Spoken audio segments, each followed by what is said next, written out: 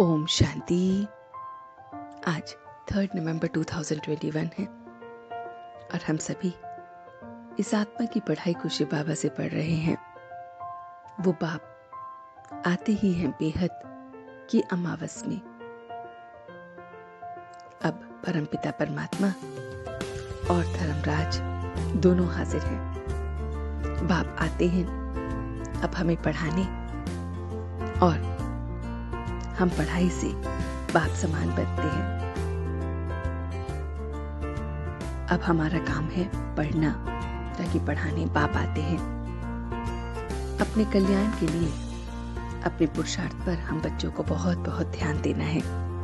तो बाबा कहते हैं कि जितना जितना योग में रहेंगे, कदम कदम पर देखते रहेंगे कि हम योग में रहते हैं, तो उस योग बल से सत्व प्रधान बन जाएंगे, पावन बन जाएंगे, आप समान बन जाएंगे। सतगुरुवार का दिन बाबा कहते हैं वृक्षपति का दिन है, बाप का डे है।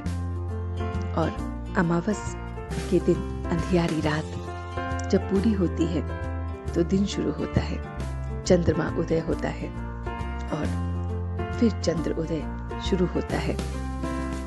जो जितना पुरुषार्थ करेंगे उतना पद पाएंगे। देवताओं की महिमा सब जानते हैं कि सर्वगुण संपन्न 16 कला संपूर्ण अहिंसा परमो धर्म है। हम बच्चों को 2 प्रकार की हिंसा से बचना है, एक तो काम विकार की और दूसरी क्रोध की।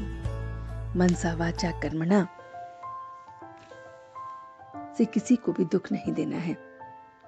ऐसा कोई भी कर्म ना करें जिससे पाप के भागी बने। विकर्म करने से बाबा कहते हैं सब कुछ खत्म हो जाता है। तो इसलिए जो बीमारी जो भी आती है वो हमारी कर्म भोग है। हम बच्चों को संग दोष से बहुत बहुत अपनी संभाल करनी है। संग दोष से हमें एक कदम में हम फिर गिर पड़ते हैं, पद हमारा चला जाता है। तो बाबा कहते हैं तुम बच्चे लाइट हाउस हो, अब दूसरों को रास्ता दिखाते हो, तो बहुत बहुत योग में हमें रहना है। बाबा कहते हैं कि ज्ञान घृत, ज्ञान जो है वो घृत है, और योग की बत्ती अगर ठीक हो तो खुशी का दीपक जलता रहेगा। तो हमारा खुशी का दीपक तभी जल पाएगा जब ज्ञान की इसमें बातें घृत पड़ता रहेगा, और जो बत्ती है वो योग की वो जगती रहेगी। तो बाबा कहते हैं मीठे बच्चे अंदर बाहर साफ बनो, कोई भी गंदी आदत अब तुम्हारे में नहीं होनी चाहिए। ब्राह्मण बच्चों को बाप से पूरा पूरा वर्षा लेना है, तो ये धारणाएं करनी है। तो हम बच्चों को कोई भी अंदर बाहर गंदा काम नहीं करना है। तो हमें इन बातों का ध्यान रखना है। इस जन्म में बाप का बनकर ऐसा कोई पाप कर्म ना करे जिससे 100 गुना सजा खानी पड़े। बाप समान मीठा बनना है, दुख हरता सुख करता बनना है। मनसा वाचा कर्मणा से सबको सुख देना है। निंदा स्तुति में एक समान रहना है। ये सारी बातें हम बच्चों को धारण करनी है।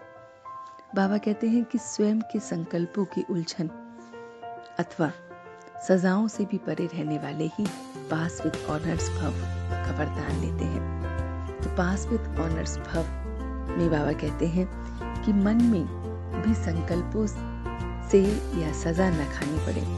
तो मन में भी हम जो संकल्पों हैं उससे सजा न खाएं, धर्मराज की भी हमें सजा न खाएं। तो संकल्पों में भी कोई उलझन नहीं, संकल्प एकदम सीधे हों, कोई उलझन न हो संकल्पों में, और सजाओं से भी हम परे हों। तो बाबा कहते हैं कि वाणी से कर्म से संबंध संपर्क से तो मोटी बात है, ये बहुत बहुत मोटी बात है, लेकिन जो सूक्ष्म बात है वो है संकल्प। तो संकल्पों में भी कोई उलझन ना हो, ऐसी प्रतिज्ञा करोगे तो हम पास विद ऑनर्स हो जाएंगे।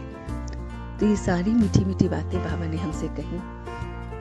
तो चलते हैं कुछ पल के लिए बाबा के पास और देखते हैं अपना ये रूहानी सफर कि किस तरह से वो मेरा मीठा बाबा आकर मुझे पढ़ाता है।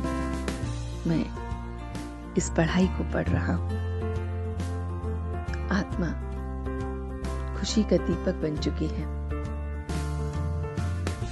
ये योग की ज्योति जग रही है और उसमें ज्ञान का घृत डल रहा है। और इसलिए मैं अब खुशी का दीपक अपने संकल्पों की उलझनों से भी परे हूं। वाचा कर्मणा संबंध संपर्क इन सब की उलझनों से परे हूं।